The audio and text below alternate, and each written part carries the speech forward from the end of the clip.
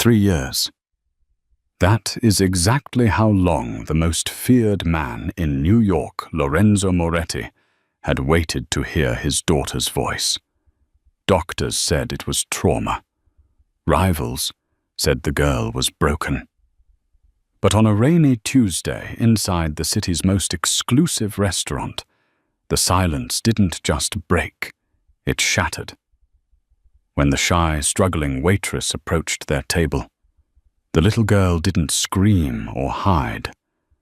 She reached out a trembling hand, pointed a finger directly at the waitress's face, and whispered the one word that could get a woman killed in Lorenzo's world: Mama.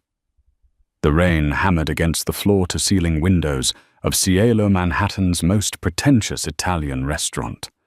Inside, the air smelled of truffle oil, expensive cologne, and fear. Elara Vance smoothed the front of her black uniform, her hands shaking slightly. She was running on 3 hours of sleep and a piece of stale toast. Her landlord, a man named Mr. Henderson, who had the empathy of a concrete block, had given her until Friday to pay the back rent or get out. Friday was tomorrow. Elara, table 4. Now, hissed Marco, the floor manager. He was sweating, his eyes darting toward the private alcove in the back. And for God's sake, don't look him in the eye. Elara frowned, grabbing her tray. Who is it? The mayor again? Worse, Marco whispered, wiping his forehead with a handkerchief. It's Lorenzo Moretti. Elara's blood ran cold. You didn't have to watch the news to know the name. Lorenzo Moretti was the capo of the Moretti crime family. They said he owned half the shipping docks in Jersey and the other half of the politicians in New York. They also said he was a widower who had buried his heart along with his wife 3 years ago. Taking a deep breath, Elara walked toward table 4. The atmosphere around the table was heavy, like the air before a thunderstorm. 2 men in dark suits stood like statues against the wall bodyguards. Seated at the table was a man who looked like he had been carved out of marble. Lorenzo Moretti was devastatingly handsome, with sharp cheekbones, ink-black hair, and eyes the color of cold steel. He wore a charcoal 3-piece Brioni suit that probably cost more than Elara's entire life's earnings. But it was the person next to him who caught Elara's attention. A little girl no older than 4 sat in a high chair. She was like a porcelain doll, pale skin, dark curls, and massive brown eyes that looked terrifyingly empty. She was staring at a plate of untouched pasta. Is everything to your liking, sir? Elara asked, her voice trembling just enough to be noticeable. Lorenzo didn't look up from his glass of whiskey. She isn't eating. His voice was deep, a baritone rumble that vibrated in Elara's chest. It wasn't a complaint. It was a statement of despair disguised as anger. Elara looked at the child. The girl Mia was gripping a small, worn-out plush rabbit. She looked sad. Not just unhappy, but deeply, soul-crushingly sad. Maybe she's not hungry for pasta, Elara said softly, forgetting Marco's warning about speaking out of turn. Lorenzo's head snapped up. His gaze locked onto hers, and Elara felt like she'd touched a live wire. Excuse me, I just meant, Elara stammered, clutching her tray. Sometimes when kids are overwhelmed, they need something comforting, not fancy. One of the bodyguards stepped forward, his hand moving toward his jacket. Lorenzo held up a hand to stop him, his eyes narrowing at Elara. And you are an expert on children? No, sir. I have a little brother. He gets quiet when he's sad, too. Elara bit her lip. I can bring her some warm milk with vanilla and honey. It's not on the menu, but it helps. Lorenzo stared at her for a long, agonizing silence. He looked at his daughter, who hadn't moved a muscle. "Do it." Elara rushed to the kitchen. Her hands were shaking as she warmed the milk. Why had she opened her mouth? She needed this job. She needed the tips. Offending a Mafia don was a quick way to end up in the Hudson River. She returned 5 minutes later with a small mug. She bypassed Lorenzo and knelt beside the high chair, bringing her face level with the little girl. "Hi, Mia," Elara whispered. The bodyguards tensed. Nobody was supposed to get that close. The little girl blinked. "I made this for you," Elara said, ignoring the looming presence of the father. "It tastes like a cloud, sweet and warm." She held the cup out. Mia didn't move. Elara didn't pull back. She just smiled, a genuine, tattered but warm smile. The kind of smile she used to give her mother before the accident took her away. Mia's nose twitched. She smelled the vanilla. Slowly, painfully slowly, the little girl released her grip on the rabbit and reached for the cup. Lorenzo watched his knuckles white as he gripped his whiskey glass. He had hired the best child psychologists in the country. He had bought her every toy, every distraction. She hadn't responded to anything since the fire that took her mother. Mia took a sip, then another. Then the cup clattered to the table. The sound echoed through the silent restaurant. Everyone froze. Mia's eyes, usually so vacant, were suddenly wide, filled with a chaotic mix of confusion and recognition. She stared at Elara. She stared at Elara's messy bun, her green eyes, the curve of her jaw. Mia raised a small, trembling finger and pointed directly at Elara's. Elara froze. "Did you like it, sweetie?" Mia's mouth opened. Her vocal cords, unused for 3 years, rasped. "Ma!" Lorenzo dropped his glass. It shattered whiskey, splashing onto his polished shoes. The bodyguards drew their guns halfway out of their holsters. "Ma! Ma!" Mia whispered louder this time. Tears pooled in her large eyes. She reached both arms out toward Elara, desperate, pleading, "Mama!" The scream ripped through the restaurant. "Mama! Mama!" Elara stumbled back, terrified. I'm not..." Lorenzo was on his feet instantly. The chair scraped loudly against the floor. He towered over Elara, his face a mask of shock and fury. He grabbed Elara's wrist, his grip like iron. "Who are you?" he growled, his voice shaking with a rage that terrified her. "Who sent you?" "Nobody," Elara cried, trying to pull away. "I'm just a waitress. You're hurting me." "My daughter hasn't spoken since the day her mother died," Lorenzo snarled, pulling her closer, his eyes searching her face with a frantic intensity. "Why did she call you that? Answer me." "I don't know," Elara sobbed.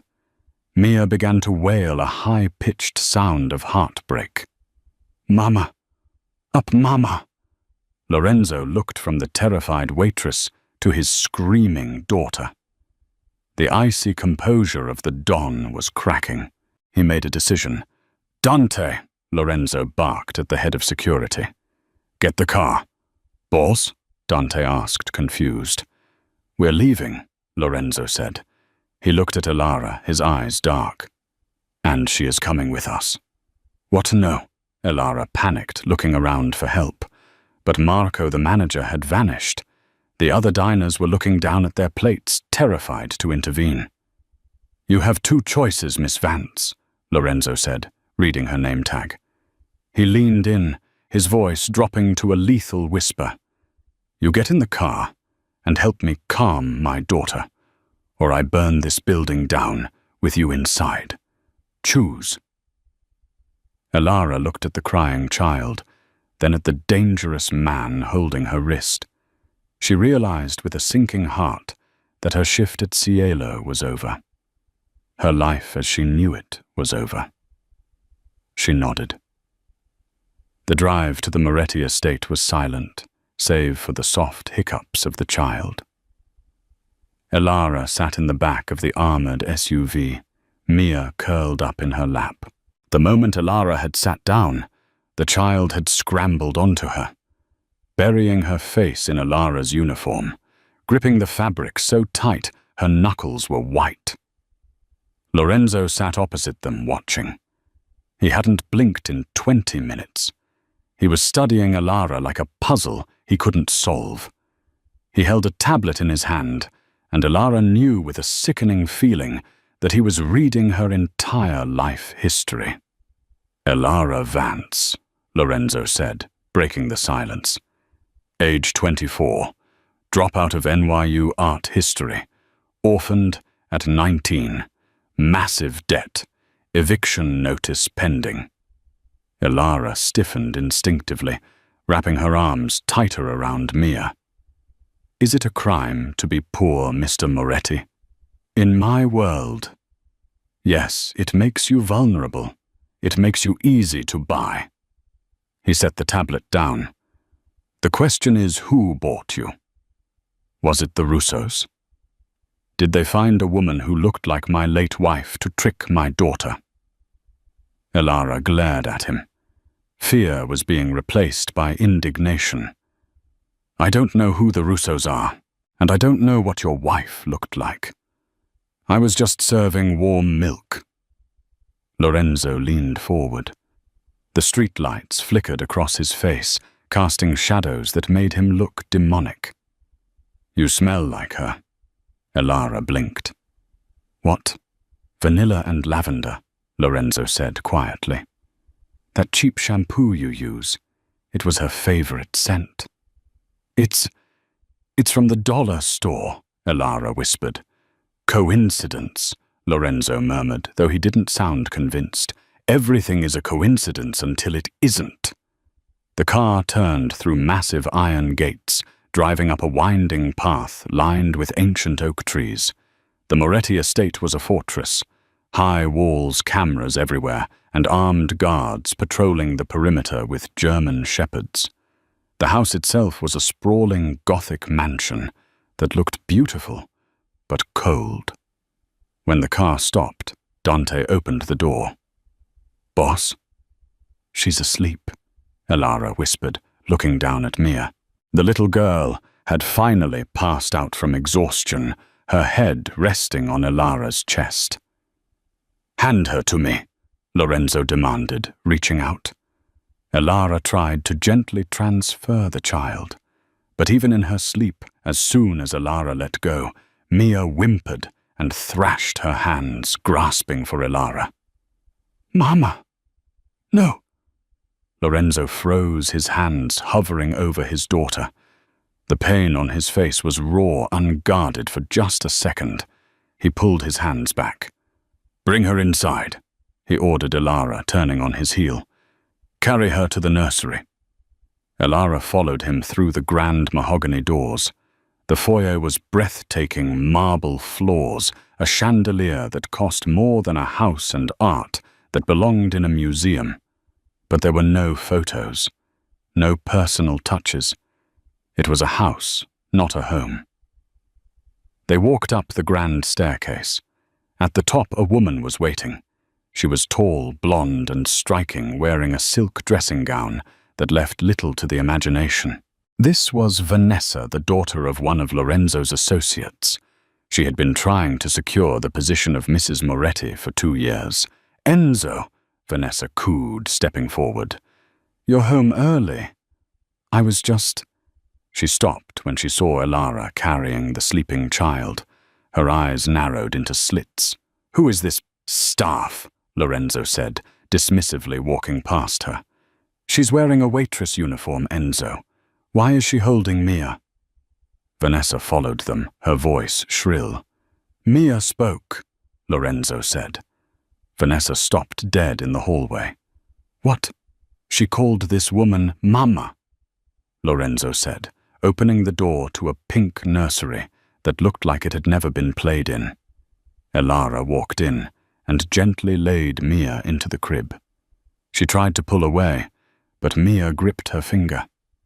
Elara sighed and stroked the girl's hair until the grip loosened. When Elara turned around, Lorenzo was leaning against the doorframe, watching her. Vanessa was hovering behind him, looking like she wanted to stab Elara with a steak knife. "Come with me to my study," Lorenzo commanded. "Vanessa, go to bed." "But Enzo—" "Bed?" Lorenzo didn't wait for a response. He led Elara down the hall to a room that smelled of leather and tobacco. He walked behind a massive desk and sat down, pulling a checkbook from a drawer. "How much?" he asked. Elara stood by the door, hugging herself. "How much for what?" "For a year of your life," Lorenzo said, clicking a pen. "Mia hasn't slept through the night in 3 years. She hasn't spoken. Tonight she did both because of you. I don't know if it's the vanilla, the face, or witchcraft. I don't care." He looked up, his eyes piercing. "I want you to stay. You will be her nanny. You will live here. You will be on call 24/7. Elara laughed nervously. "Mr. Moretti, I can't. I have a life. You have a mountain of debt and an eviction notice," he interrupted.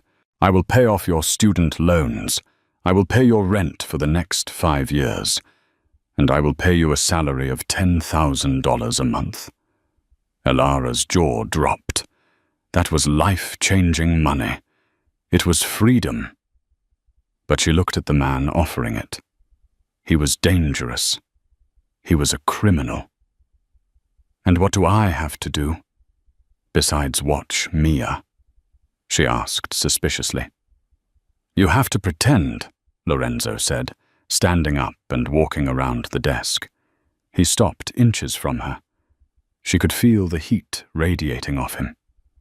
"My position is currently unstable. The other families think I am weak because I am a widower raising a mute daughter. They think I have no legacy." He reached out and tilted her chin up. "You won't just be the nanny, Elara. To the outside world, you will be my fiancée." Elara's eyes went wide. "You're insane." "I am practical," Lorenzo corrected. "Mia accepted you. That is the only seal of approval I need. You will play the part. You will wear the ring. You will make the world believe that Lorenzo Moretti has found love again, and that his household is strong. And if I refuse," Lorenzo stepped back, the cold mask returning, "then Dante drives you back to your apartment. You get evicted tomorrow. You work double shifts at the diner for the rest of your life. And you leave a little girl who thinks you are her mother, screaming in a crib." It was a low blow, a cruel manipulation.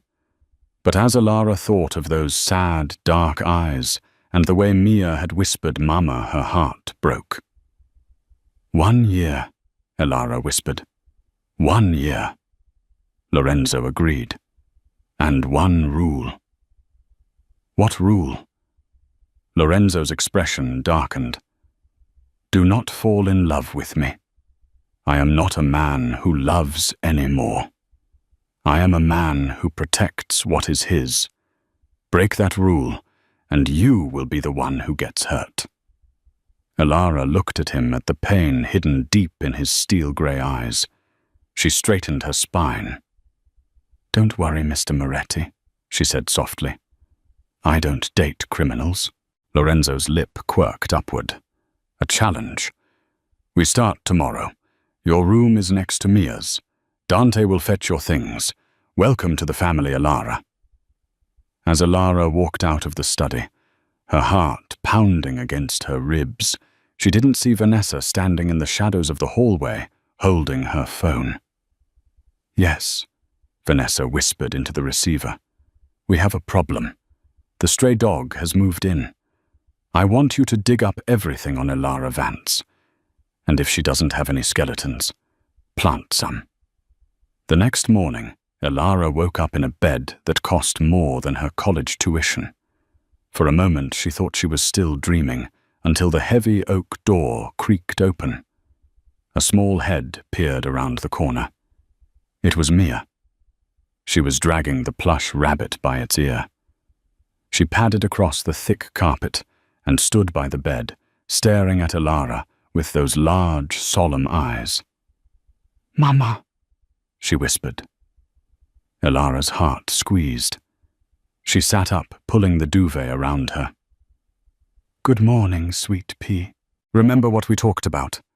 My name is Elara." Mia frowned, climbing onto the bed with surprising agility. She nestled into Elara's side.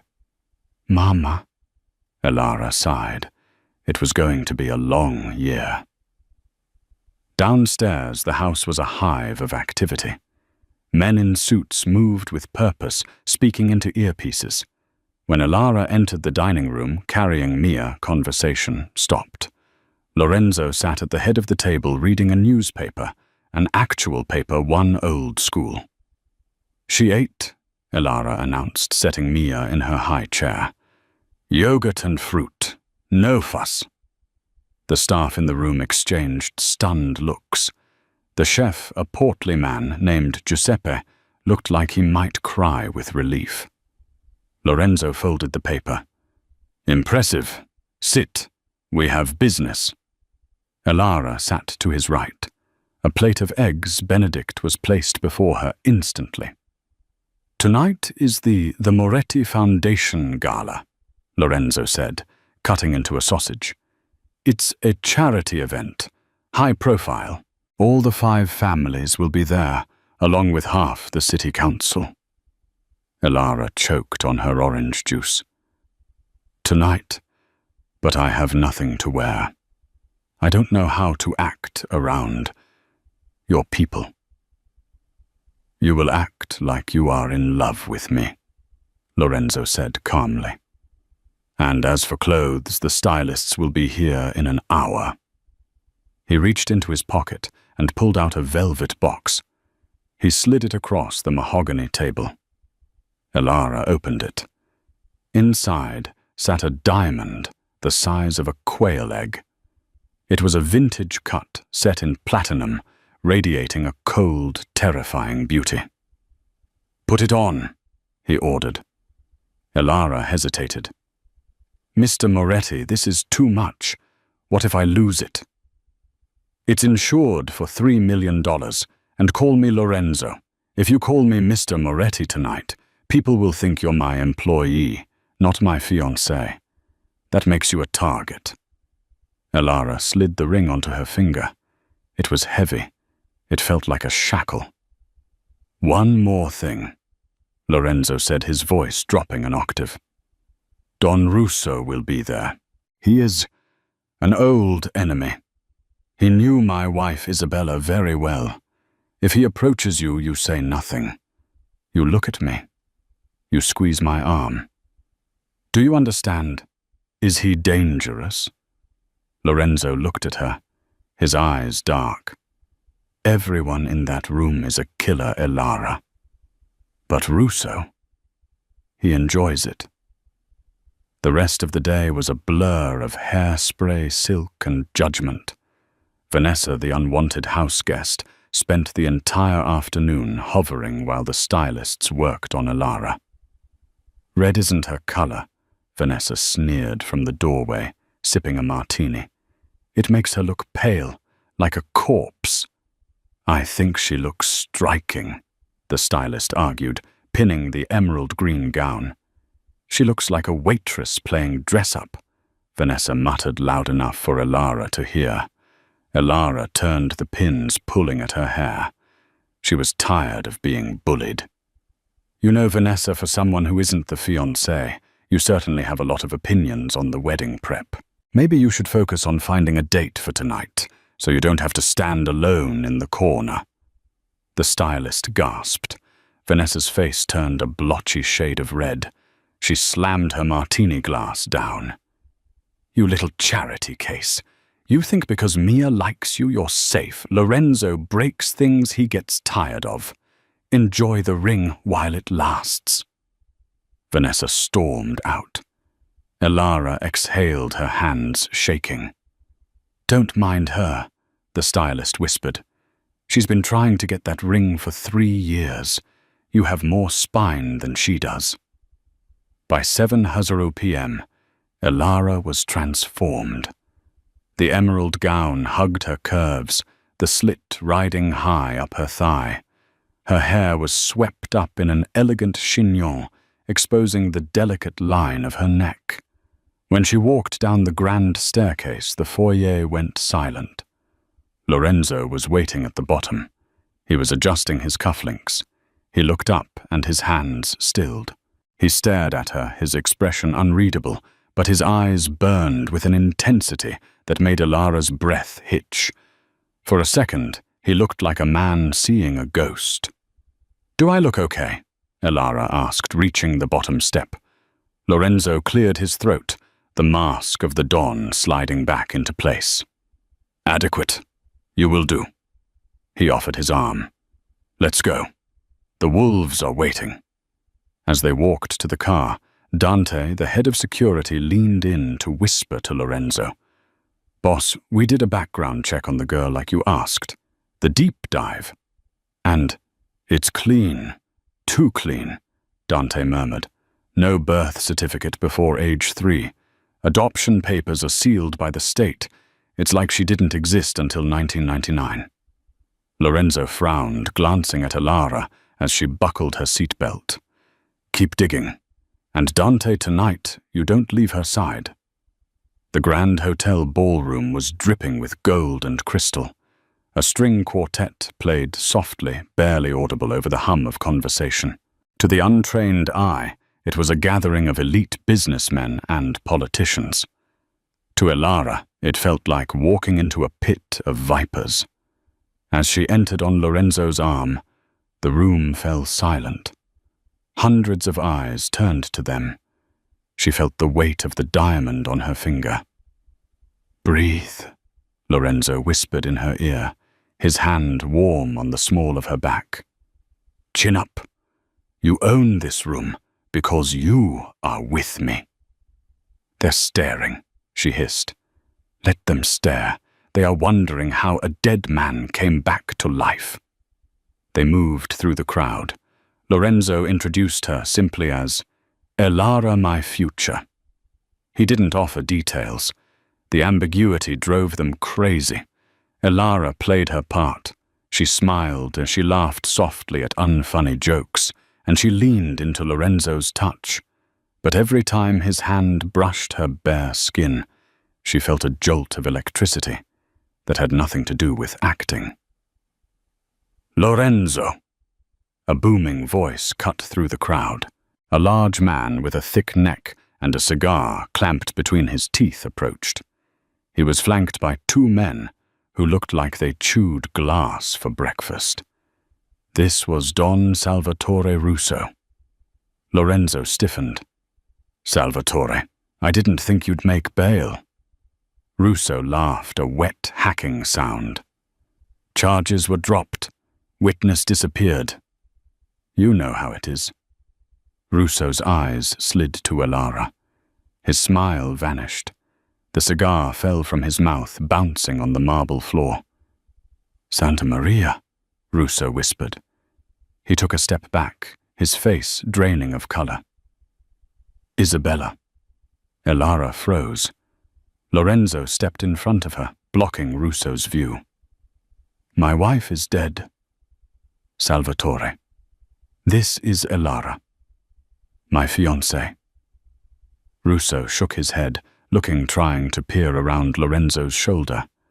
No, that's not possible." The eyes, the shape of the face. "Lorenzo, where did you find her?" "Back off."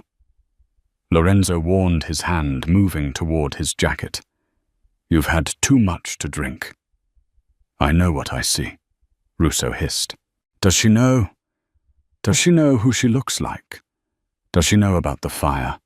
"Dante!" Lorenzo barked. Dante and two other guards materialized, instantly forming a wall between Elara and Russo. "Enjoy the party, Salvatore," Lorenzo said coldly. He grabbed Elara's elbow. "We're leaving. Now." "Wait," Elara said, as he dragged her toward the terrace doors. "What did he mean? Why did he look at me like that?" "He's crazy. He's trying to get in your head," Lorenzo said, but his voice was tight. He was walking too fast. They burst out onto the balcony. The cool night air hit Elara's face. "Lorenzo, stop!" She pulled her arm free. "Everyone keeps saying I look like her." "Your wife. Is that why you hired me? Am I just a replacement to make you feel better?" Lorenzo spun around, pinning her with a glare. "You are nothing like her." Isabella was soft. She was gentle. You are stubborn. You fight back." "Then tell me the truth." "The truth is that you are in danger," Lorenzo shouted. "Russo seeing you. It complicates everything. If he thinks you are her, or related to her." Crack. The sound was like a whip snapping. The glass door next to Lorenzo's head shattered. Lorenzo didn't hesitate. He tackled Elara, driving her to the stone floor of the balcony. Down. Crack, crack. Bullets chipped the stone railing above them. Screams erupted from inside the ballroom. "Sniper!" Lorenzo yelled into his lapel mic. "East roof, get the girl out!" Elara was pressed against the cold floor. Lorenzo's heavy body shielding her. She could smell the starch of his shirt and the metallic scent of fear. "Stay down," he growled, pulling a gun from a holster beneath his jacket. She hadn't even known he was armed. "Lorenzo," she cried, "I've got you," he said, his voice surprisingly calm amidst the chaos. He looked down at her, checking for blood. "I promised to protect you. I don't break promises." Dante kicked the balcony door open, staying low. "Boss, we have a secure exit through the kitchen. The car is waiting." "Move," Lorenzo ordered. He hauled Elara up, keeping her bent low, his body serving as a human shield between her and the direction of the shots. They ran. Through the panicked kitchen staff, out the back alley, and into the waiting armored SUV. As the car screeched away, tires smoking, Elara sat trembling in the back seat. Her dress was torn, her hair wild. Lorenzo sat opposite her, reloading his gun. He looked at her, his eyes blazing with adrenaline. "Are you hit?" he demanded. Elara shook her head, unable to speak. Lorenzo holstered the weapon and leaned forward, taking her face in his hands. His thumbs brushed away a smudge of dirt on her cheek. "Look at me. You're safe. I have you." For a moment, the contract didn't exist. The money didn't exist. There was only the heat of his hands and the wild beating of her heart. "Who was shooting?" she whispered. "Russo," Lorenzo said grimly. "He didn't shoot because he hates me. He shot because he saw you. He wanted you dead, Elara." "Why?" Lorenzo looked out the window at the passing city lights. "Because if you really are who he thinks you are, you own something he stole a long time ago." "What?" Elara asked, confused. "I don't own anything. I have debt. I have nothing." Lorenzo turned back to her. "We need to get your adoption records unsealed. Tonight proved one thing. You aren't just a lookalike, Elara. You are a loose end in a war that started 20 years ago." His phone buzzed. Lorenzo picked it up. His face went pale. "What is it?" Elara asked, sensing the shift in the air. "It's the house," Lorenzo said, his voice deadly quiet. "Vanessa. She deactivated the perimeter alarm 10 minutes ago." Elara's blood ran cold. "Mia. Driver," Lorenzo roared, slamming his fist against the partition. "Faster! Get us home now!" The armored SUV tore through the iron gates of the Moretti estate, smashing the lock as if it were made of paper. The grounds, usually perfectly manicured, were shrouded in darkness. The perimeter lights had been cut. "Stay in the car," Lorenzo ordered, checking the clip of his handgun. His face was a mask of lethal concentration. "Dante on me. Ricci, secure the perimeter." "No," Elara said, her voice trembling but firm. She grabbed the door handle. "Mia is in there. I'm not sitting here while men with guns are in her nursery." Lorenzo paused for a fraction of a second, looking at the fire in her eyes. It was the same fire Isabella used to have. "Stay behind me. If I say run, you run. Do not look back." They moved toward the front door. It was ajar, a bad sign. Inside the foyer was eerily silent. A vase lay shattered on the marble floor, the water soaking into the expensive rug. "Clear," Dante whispered into his comms, stepping over the debris. Suddenly, a scream echoed from the second floor. It was high, terrified, and unmistakably Mia. Lorenzo didn't walk. He hunted. He moved up the grand staircase with terrifying speed, his gun raised. Elara followed close behind her, heart hammering against her ribs like a trapped bird.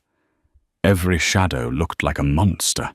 Every creak of the floorboards sounded like a gunshot. They reached the landing. The door to the nursery was wide open. Lorenzo signaled for silence. He swung around the doorframe, gun leveled. The scene inside froze Elara's blood. The nursery was a wreck. The crib was overturned. Standing in the center of the room was a man dressed in tactical black gear, a ski mask covering his face. He had Mia tucking under one arm like a sack of flour. The little girl was kicking and screaming, her face red with terror. And in the corner, cowering on the floor, was Vanessa. She was sobbing, clutching her knees. "Put the child down," Lorenzo said. His voice wasn't loud. It was a low, mechanical growl that promised death. The mercenary laughed, muffling Mia's screams with a gloved hand. "Don Russo sends his regards, Moretti. He said if he can't have the wife, he'll take the daughter as collateral. You touch a hair on her head, and I will peel the skin from your bones," Lorenzo said, stepping into the room.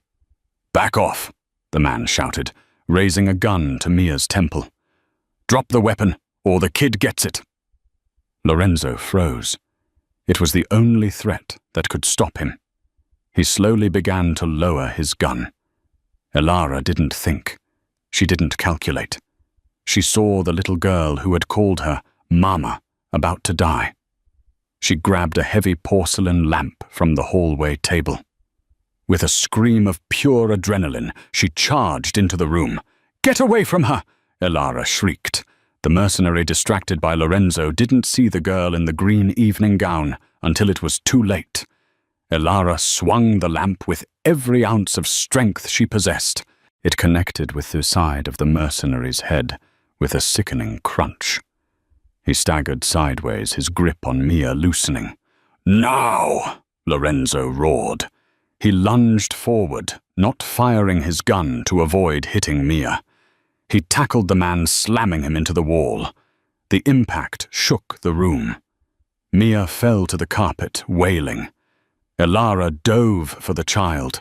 She scooped Mia up, shielding the girl's body with her own, curling into a ball in the corner as the two men fought. It was a brutal, ugly fight.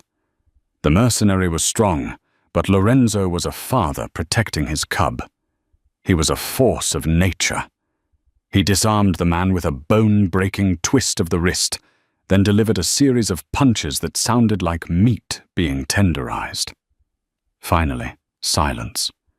The mercenary lay unconscious or worse on the floor. Lorenzo stood up, straightening his suit jacket. He was breathing hard, his knuckles bloody. He turned to Elara. "Is she hurt?" Elara checked Mia frantically. "She's scared. But I think she's okay. Just bruises." Mia was clinging to Elara's neck, burying her face in the torn green silk of the gown. "Mama, Mama," she sobbed. "I've got you, baby. I've got you," Elara whispered, rocking her back and forth, tears streaming down her own face. Lorenzo watched them for a moment, a look of profound relief and something deeper crossing his face. Then his gaze snapped to the corner. Vanessa, she was trying to crawl toward the door. "Stop!" Lorenzo commanded. Vanessa froze. She looked up, her mascara running down her face, trembling violently. "Enzo, I didn't know, I swear." Lorenzo walked over to her. He didn't yell. He didn't hit her. He just looked down at her with eyes that were completely dead. "You turned off the alarm," he stated. "Russo." "He called me." Vanessa stammered, hysterical. He said he just wanted to scare you. He said if I let his men in, they would take that waitress away. And then you would need me again. He promised nobody would get hurt. You let a wolf into the sheep pen because you were jealous." Elara asked, her voice incredulous, still holding Mia. "You sold out a 4-year-old child. I didn't think they would take Mia," Vanessa screamed. "I love her. You love nothing but yourself," Lorenzo said. He signaled to Dante, who had just secured the hallway. "Get her out of my sight." "Enzo, please." Vanessa grabbed at his pant leg. "Where are you sending me?" "You are no longer under my protection," Lorenzo said coldly. "Dante, drive her to the city limits. Drop her off. If she ever steps foot in New York again, bury her." Vanessa screamed as the guards dragged her away. Her voice faded down the hallway, leaving only the sound of Mia's soft weeping. Lorenzo walked over to Elara. He knelt down, ignoring the blood on his hands, and wrapped his arms around both of them. It was an awkward, desperate embrace. "Thank you," he whispered into Elara's hair. "You saved her." Elara looked at him, seeing the vulnerability behind the monster. "She's my daughter now too, Lorenzo, even if it's just pretend." Lorenzo pulled back, his eyes searching hers. "After tonight, I don't think any of this is pretend." 3 hours later, the estate was on lockdown. The police were paid off. The official story was a botched robbery. The mercenary was disposed of. The house was quiet, but the air was thick with tension. Elara had finally gotten Mia back to sleep, but only after singing to her for an hour. She stepped out of the nursery, exhausted, still wearing her ruined gown. Lorenzo was waiting in the hallway. He had showered and changed into a fresh black shirt and slacks, but the tension in his shoulders remained. He held a thick manila folder in his hand. "Come with me," he said. They went back to his study. The fire in the hearth was dying down. Lorenzo poured 2 glasses of brandy and handed one to Elara. "Drink. It helps with the shock." Elara took a sip. The liquid burned pleasantly, grounding her. "Is it over? Is Russo done?" "Russo is just beginning," Lorenzo said, leaning against his desk. "But we have something he doesn't. We have the truth." He tossed the folder onto the desk. Dante's team finished the deep dive. They accessed the sealed adoption records from the state archives in Albany. It cost me $50,000 in bribes, but we got them. Elara stared at the folder. "My records. Open it." Elara set her glass down. Her hands shook as she flipped the cover open. The first page was a copy of a birth certificate, dated 24 years ago. St. Mary's Hospital, Bronx, NY. Mother Elena Vance. Father unknown. "I know this," Elara said, confused. My mother died when I was little. I went into the system. Turn the page, Lorenzo said softly. Elara turned it. There was a second birth certificate. Same date, same hospital, same mother. Name Isabella Vance. Elara stopped breathing. She read it again. Isabella. Twins, she whispered. The room seemed to spin. We were twins, identical. Lorenzo explained, his voice heavy with a mix of grief and wonder. Your mother, Elena, was an addict. She couldn't care for 2 babies. When social services intervened, a wealthy couple, the Rossi family, was looking to adopt. But they only wanted 1. They took Isabella.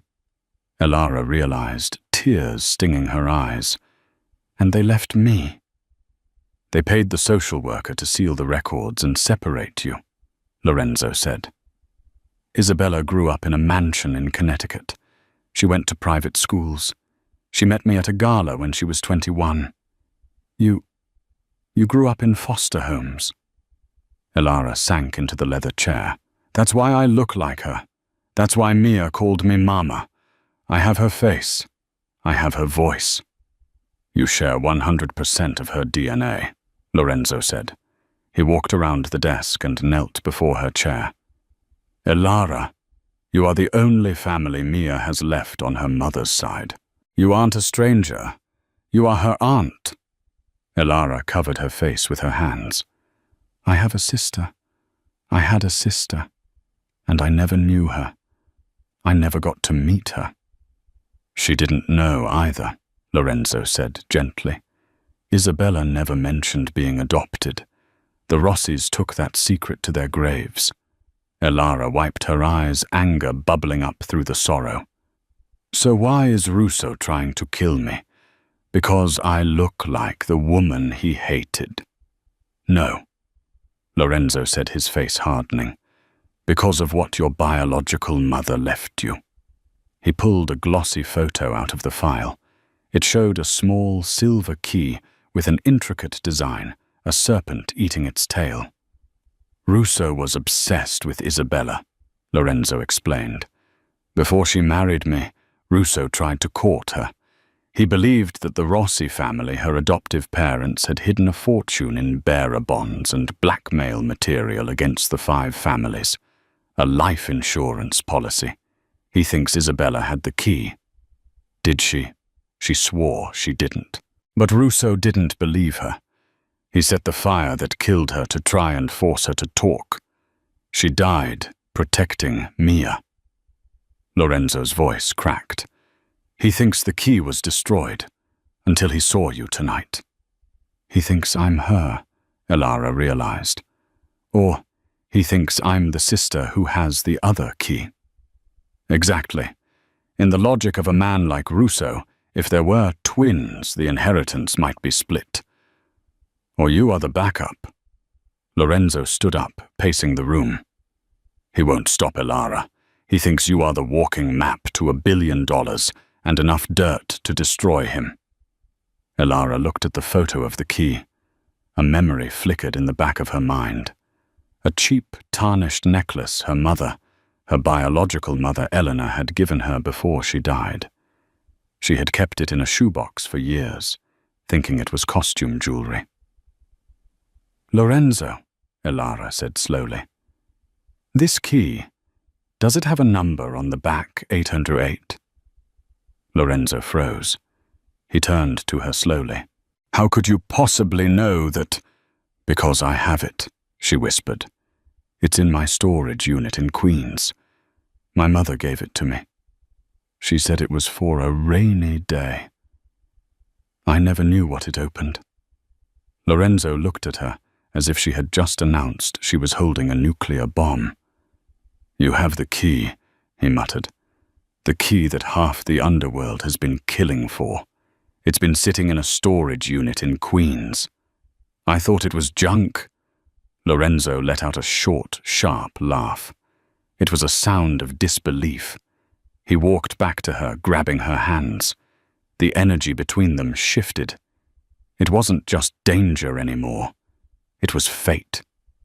Elara, do you understand what this means? You aren't just a target. You are the most powerful woman in New York right now. If we get that box, we end Russo. We end all of it. He was close. Too close. Elara could smell the sandalwood and gunpowder on him. She looked up at his lips. She asked. I told you. Lorenzo murmured, his gaze dropping to her mouth. I protect what is mine. And am I yours? Elara asked, her breath hitching. Or am I just Isabella's ghost? Lorenzo flinched. He pulled back slightly, conflict raging in his eyes. When you walked into that nursery tonight, I didn't see Isabella. I saw you. You fight harder than she ever did. You are fire, Elara. She was water. He leaned in. The air in the room crackled. Elara closed her eyes, tilting her head up. His lips brushed hers, tentative testing. It was soft, terrifyingly gentle for a man who had just beaten a mercenary to a pulp. But then Elara sighed, and the restraint snapped. Lorenzo kissed her with a hunger that had been starving for 3 years. It was possessive, desperate, and overwhelming. Elara's hands tangled in his hair, pulling him closer. For a moment, the Mafia, the guns, and the dead sister didn't exist.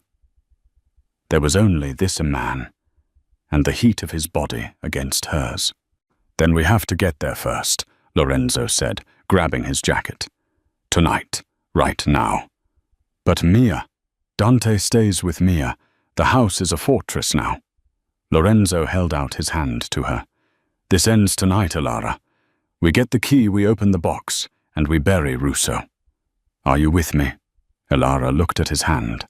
The hand of a killer. The hand of her sister's husband. The hand of the man she was falling in love with. She took it. Let's go get my inheritance, she said.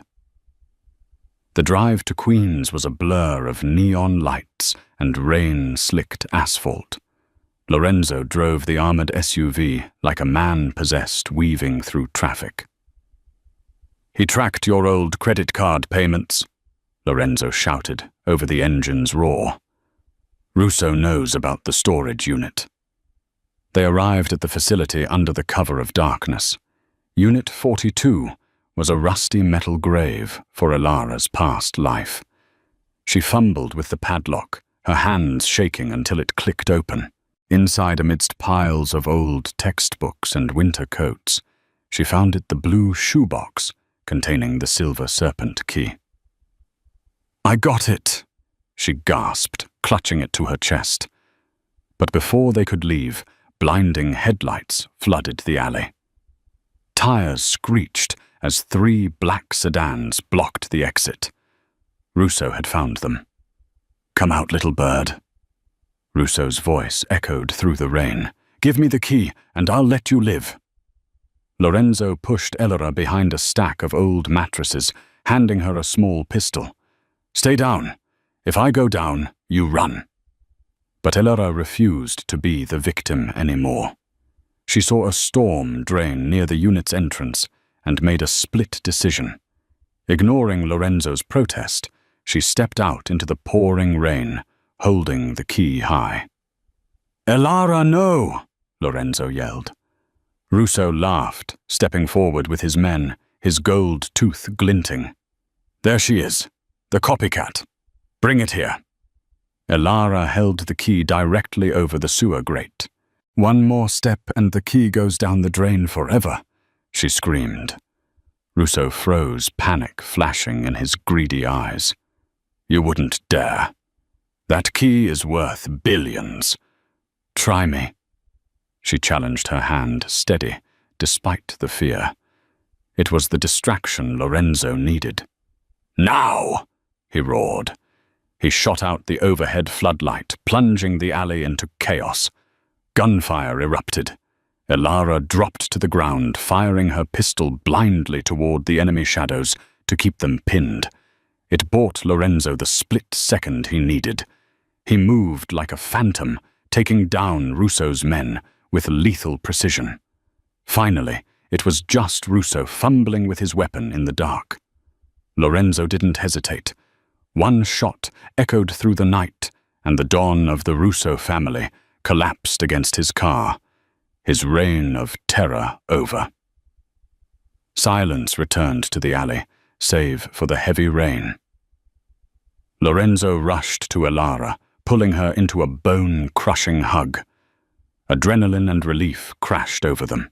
"You're crazy," he breathed, checking her for injuries, his hands trembling.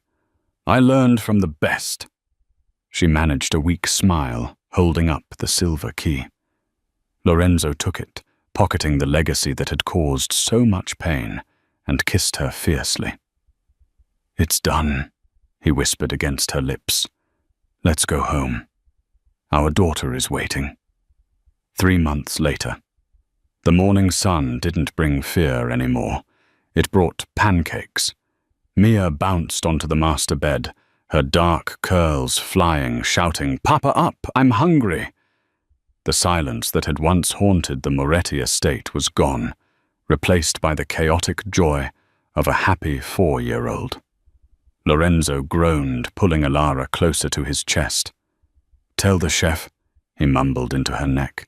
"She wants you." Elara laughed, kissing his cheek. "Get up, Alpha." The past few months had been a whirlwind. The safety deposit box in Queens hadn't contained gold. It held something far more valuable, 30 years of detailed evidence that had put the rest of Russo's empire behind bars forever. But for Elara, the real treasure was a handwritten letter found inside from Isabella. She had known about her lost twin all along, and her dying wish was for her sister to find them.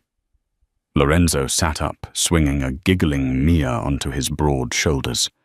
He looked back at Elara, his eyes no longer cold steel, but warm and full of devotion. The wedding was in 2 weeks, but in every way that mattered, they were already a family. "You know," Lorenzo said, pausing at the bedroom door, "the council told me yesterday that a family makes a don weak." "And what did you say?" Elara asked, admiring the engagement ring that sparkled in the sunlight. "I told them they were wrong." He smiled, a genuine, rare expression that reached his eyes. "I told them that you two are the reason I'm invincible." Elara smiled back as they headed to the kitchen. The waitress who had nothing now had everything. She wasn't just a replacement or a ghost. She was the queen of the Moretti family. And more importantly, she was finally home. And that is the incredible story of Elara and the Alpha King, Lorenzo Moretti. From a chance encounter in a restaurant to unearthing a secret that shook the underworld, their love proved that family isn't just about blood, it's about who you choose to fight for. Elara didn't just find her voice. She gave a voice back to a little girl who had lost hers. If this story touched your heart, or if you were on the edge of your seat during that showdown in Queens, please give this video a thumbs up.